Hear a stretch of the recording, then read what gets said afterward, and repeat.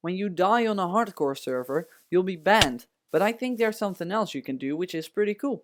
So let's say I stumble upon a random guy over here and he kills me. Now instead of being banned, I'll become a spectator. As you can see, I'll be following this random guy over here and I'll actually look in the direction he is looking. But when he looks down or up, I'll still be looking in the same direction. This is pretty useful when you want to make a spectating system in a minigame or a hardcore server, or perhaps you just want to troll your friends. Okay, it does look a bit glitchy, but it turned out better than I expected. Well, unless you have a lot of lag, of course. We'll start with creating a new objective in the scoreboard. Using this command, you'll create a scoreboard objective that increases every time someone dies. I'll make the score visible in the sidebar, just so you can see what's going on, but in an actual minigame or on a server, this obviously isn't necessary. So let's say a random guy just died, so his score will be set to 1. Now we have a way of actually selecting a player. For example, when we use the command say at all, you'll get a list of all the players that are online. But when we use the command say at all square bracket score underscore dead underscore min is 1 square bracket, the command will look at any player with a score dead set to 1 or higher. When you remove this min part, the command will look for any player with the score set to 1 or lower. Instead of using these selectors in a say command, you can also use them in a TP command, which is what we're going to do right now. We're going to teleport any player with its score set to 1 or higher to any other player with score set to 0 or lower.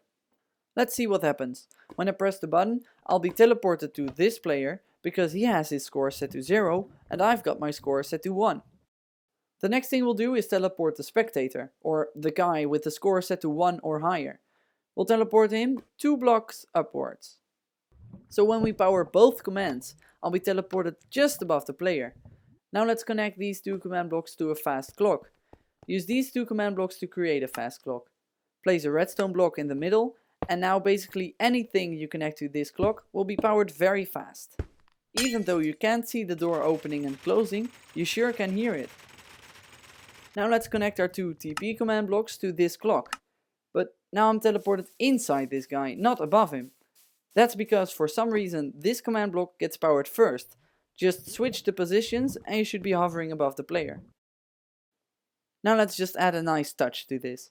In the latest snapshot, you can also teleport players using 2 extra rotation coordinates. The first coordinate is to rotate the player like this, and the second one is to rotate the player like this. So we'll add a tilde for the first coordinate, that way the spectator is just looking in the direction the other player is looking. And we'll set the second coordinate to 65, that way the spectator is always looking down.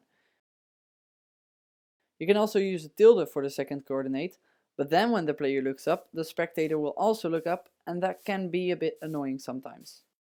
Now we'll just add the invisibility effect and the resistance effect, so the spectator won't die again when he suffocates in a block, for example. And that's it, use it wisely. If you want to actually troll your friends, you can also just attach this command to a clock, and you'll have to replace this with the player you want to troll. This way they can still move, but they can't look in any other direction. And if you want to look in another direction again, you just have to break this command block. Wait, oh. Aw.